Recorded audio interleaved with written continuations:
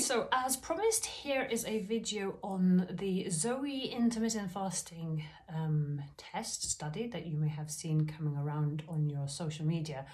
There's a bit of background. Zoe, you may have come across in the COVID times where they were collecting a bunch of information about symptoms and where you are and etc.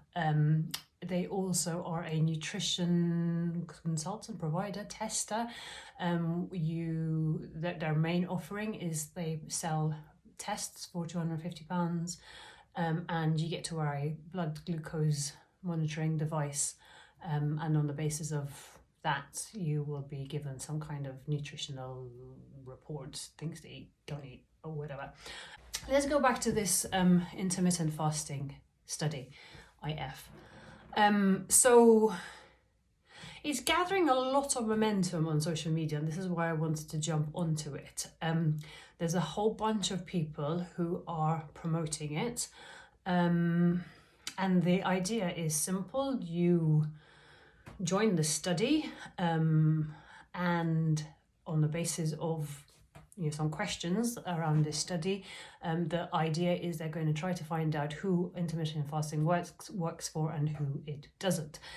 But as you probably have gathered, I have some significant problems with the way this study is being conducted and what they're trying to achieve, or what they're trying to find out, and I'm going to go into that in a moment. So Zoe, one of the lead scientists behind Zoe is Tim Spector. Guy's been around quite a long time. But he is extremely vocal on the benefits of intermittent fasting, right? So anytime he posts anything about, he's been on TV, on social media, he's written books, he is a proponent of intermittent fasting. And as a result, you think that people who are following him are probably also proponents of intermittent fasting. And you only have to go onto any one of these links on his website or on Zoe's or any other of the doctors who are promoting it to see that there are hundreds and hundreds of people saying, yeah, intermittent fasting, it's brilliant, it's worked for me so much, I'm going to straight into this study, I love it, it's brilliant. Intermittent fasting has a bit of a cult-like following, right? If you've done it and you love it, it's the type of thing that you'll be telling all of your friends and family about, a bit like CrossFit or keto. Everyone tells you they're a CrossFitter, everyone tells you that they're into keto, everyone tells you that they're intermittent fasting, whether or not you're interested or not. It's kind of a bit of a cult-like following, and so this is my biggest problem with this study, right? And I know there's some people who are in science and research in this group, so you can correct me if I'm wrong, but in my simple mind, if you want to study something, what you should have is a randomized control trial, right? So you should have a randomized group, as in a random selection of people, split into two groups. Some are doing the thing that you want to study, intermittent fasting in this case, and some people are doing whatever normal is, right? Ideally, it's also blind, so the people who are doing it don't know what they're doing. It's a bit hard in these kind of nutrition intermittent fasting type setups, but also the researchers should not know who's doing what. So you've got a double blind situation. Yikes. So that's something just fallen off my shelf. So that you're not influenced by the results and you're not introducing any bias. And so here's my problem. The study itself has introduced bias by the fact that it is being advertised on social media to people who are already probably biased about intermittent fasting and the results that it's going to have for itself, for themselves. It is not there is no control. It is not blind because everybody knows who everybody's doing, and it depends on self-reporting. Now, this is another big issue for me, because people lie all the time. We are very good at forgetting that snack that we had at 7 o'clock in the morning when we were stressing about children getting to school. We're very bad at remembering those 2 biscuits we had at night at 10 o'clock because we just felt like something good to finish the day off. So it depends on self-reporting, but apart from the fact that people lie all the time, I've actually gone through the setup of this intermittent fasting app and made some notes. It asked me a bunch of questions about what time I normally eat. So this is my current status, right? What time I normally eat, what time I start eating, what time I finish eating. It asked me 0 questions about what I actually eat. It asked me 1 question about my activity levels, which was how many times per week do you have a heart rate elevated for more than 20 minutes? It asked me 0 questions about where I am in my cycle, and it asked me 0 questions about whether I have any menopause symptoms. On my daily, so the studies that you're supposed to report for 1 week eating normally and then 2 weeks eating fasting. On my daily questions, it asked me what time I started and finished eating, and whether I felt hungry or energy, what my energy levels were like, etc. It asked me 0 questions about what I actually ate that day or what I did. Did I walk for 4 hours? Is that why I was tired? Did I lift some heavy weights? Is that why I was tired? Nothing. So I guess the point that I'm trying to make is your study's only going to be as good as the data you collect, and from what I have seen so far, the data is not particularly good. Your study's only going to be as good as the group of people, that are involved in it. And to me, the group of people who are signed up to this trial are likely to be already biased in their preset outcomes for reasons I explained before. So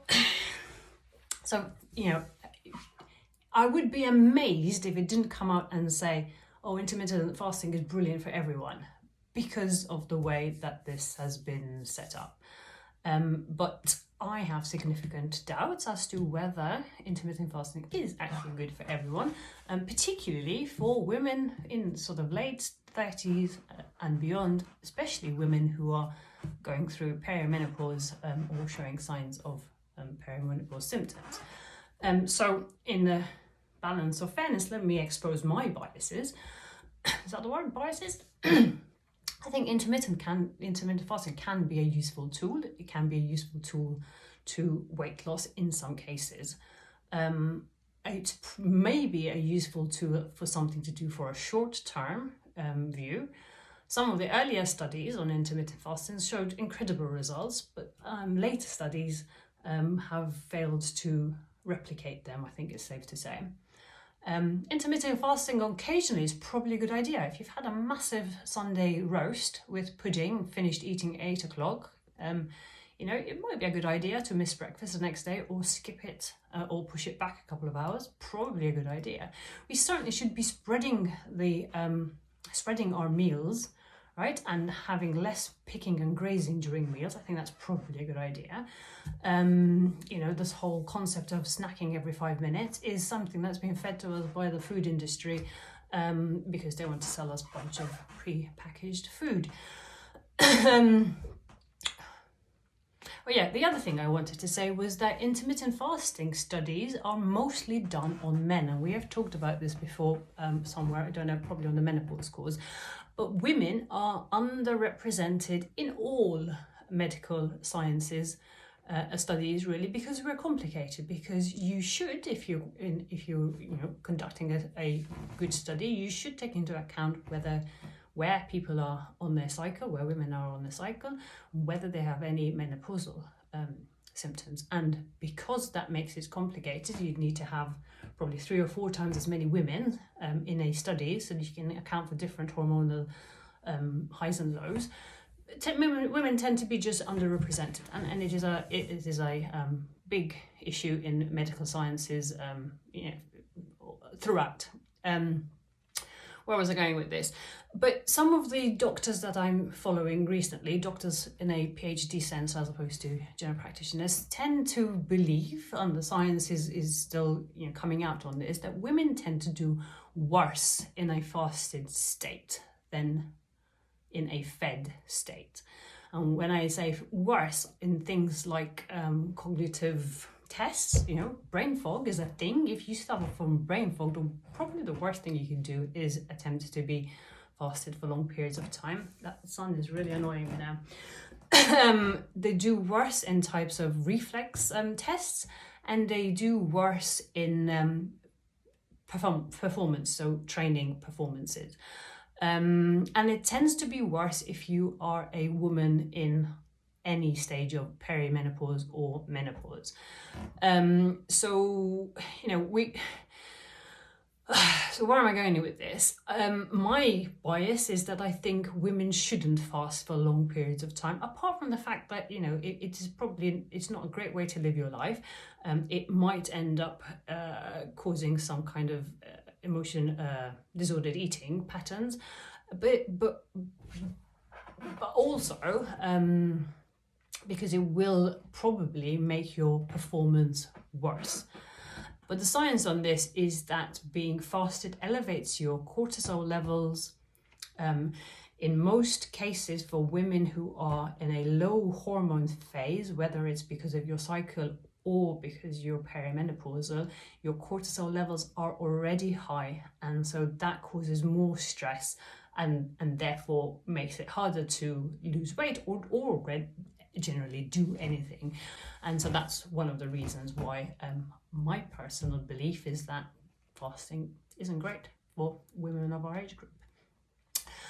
Just gonna have a quick look to see if there's anything else that I needed to say, but I haven't. I think that's it. So I mean, I'm really interested to see how this is going to pan out. But for me, for me, you cannot run a mass study that is being where you generated your participants out of a pool who are probably already biased towards the outcome that you are biased towards.